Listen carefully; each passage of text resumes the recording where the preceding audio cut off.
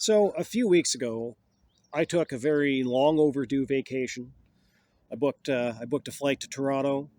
I went out there for a few days, and I went out for the Metallica M72 tour. I did go and see it when it was in Edmonton. I had a fan. I have, pardon me, a friend. Hopefully, this friend is a fan. That would be cool. But I had a friend of mine call me up actually pretty spontaneously during the week of that show in Edmonton, and he said, "Hey, do you want to come see Metallica?" And I was like, "Yeah, okay." Like he'd already bought tickets with somebody else. His friend that he was planning to go to that show with couldn't make it for night one for whatever reason, and so I booted into the city and went to see Metallica and Pantera and Mammoth, and that was a hell of an experience. I went for night one. I didn't go for night two, and I kind of regretted it. And then eventually I saw the lineup for the 2025 leg of the M72 tour. Saw that Limp Bizkit was going to be with them on night two, and at that point it was just like, yeah, couldn't resist. Absolutely had to go. Had to go check out both nights. A lot of fun, and it was pretty cool to be able to see Limp Bizkit live. For a lot of years I had kind of wanted to do that, and the band had kind of come and go at various points over the years, and just kind of felt like you don't want to wait until they're like you, you don't want to wait until Fred Durst is 60 to go to see Limp Bizkit. I mean, I think that actually he might already be in his 50s at this point, which is crazy to think about. Actually kind of hurts my heart to think about it a little bit, even hurts my head a little bit to think about it. So I'll kind of try not to think about that. But I mean, basically, this was the time to go do it. And so it kind of got me thinking a little bit about, in particular, about Wes Borland. And when Wes Borland departed from the band. And so he basically left because he said that it wasn't creatively fulfilling. And I think that I actually very much, I feel like I do understand that. When you're a guy like Wes Borland, and you're the guy in the 90s new metal, rap metal band who's going out for every gig, and you're dressed like a space alien, or you're dressed like a demon, or whatever the hell else that he's dressed with. He's dressed like at different stages of his career. I mean, dressed like a skeleton, wearing the crazy contact lenses and the full costume. You just stick out in that outfit like a sore thumb, which I kind of feel for a guy like Wes Borland. Like maybe that was the entirety of the idea, was that he wanted to stick out like a sore thumb. And maybe he even wanted to feel like he was somewhat like separate from the rest of the band. He said quite specifically that at the time that he left the band, that at that point he didn't even really feel like these guys were necessarily his friends that he was in a band with. They just felt like they were his co-workers, like they were like maybe his business partners at best, and the whole thing was just all about money. And there was a lot of stuff in that going on in that band that he felt to be really creatively unfulfilling. And you can actually find evidence of that in the side project that he did. Now, I believe that he actually did this before he left Limp Bizkit. When he left Limp Bizkit, he left because he and his brother had a band going together. And so he wanted to go focus on this band. That wound up falling apart. At a certain point, Wes Borland was even like very briefly involved in Nine Inch Nails with Trent Reznor. And that must have been just the most awkward arrangement that you could possibly have musically. I mean, the way that Wes Borland can play guitar, I think that it makes a lot of sense. Like, he is a guy that I think that Trent Reznor could have used those skills to create some very intriguing stuff.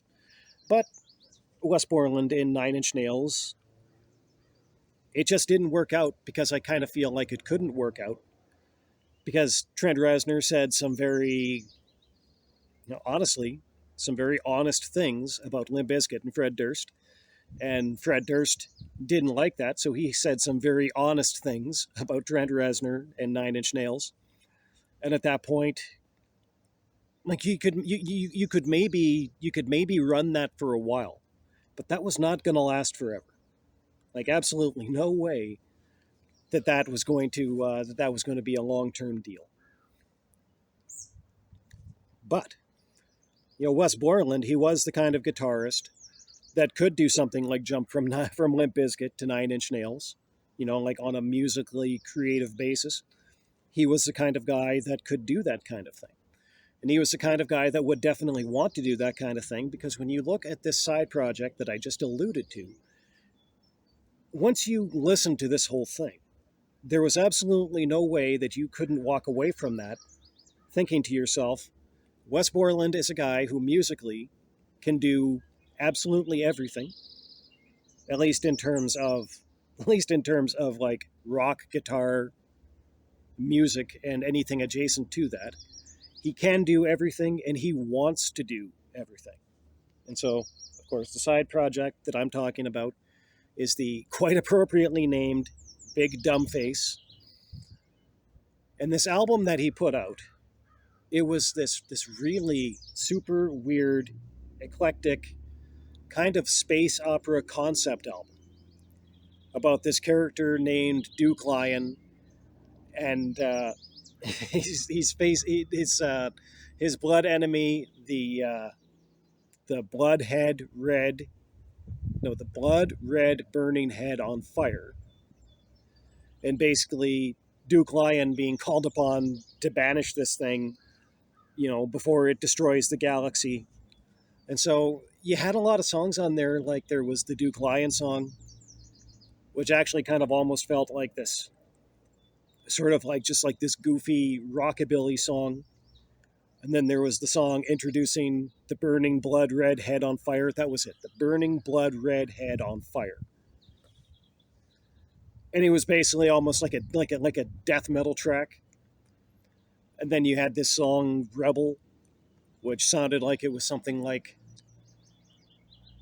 sounded like something out of like a it sounded out something like God, like a Jim Henson 1980s sci-fi flick, like a song that would be in something like that, right? And so, yeah, you had that, and it was like this really weird little CD, where very little of it, like there was very little on it, where you could say that one song was unlike another song on the album. Everything was completely different, and it just felt like it was mashed up, thrown together at random. And I think that I can understand how a guy that could produce something like that would be creatively unfulfilled by being in a band like Limp Bizkit. It's and it shouldn't be mistaken for saying that Limp Bizkit was too lowbrow, not cerebral enough, and not smart enough to satisfy Wes Borland's creative ambitions.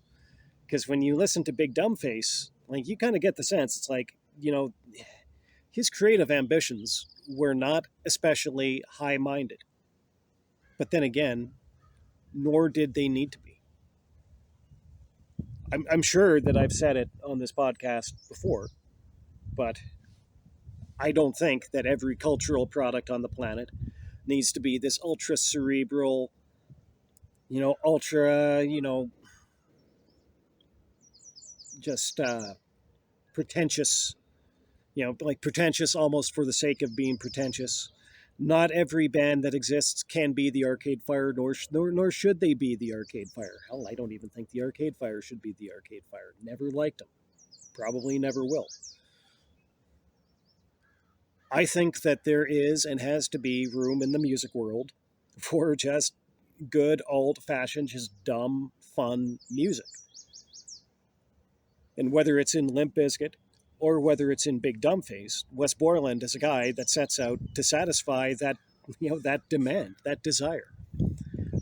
I don't think that there's anything wrong for having that desire, at least some of the time. I feel like at times, you know, I feel like at times a person does need to have room for more than that. But I don't think that there's anything wrong with sometimes having an appetite for that. And there's definitely nothing wrong with being a guy who creates something that fulfills that appetite.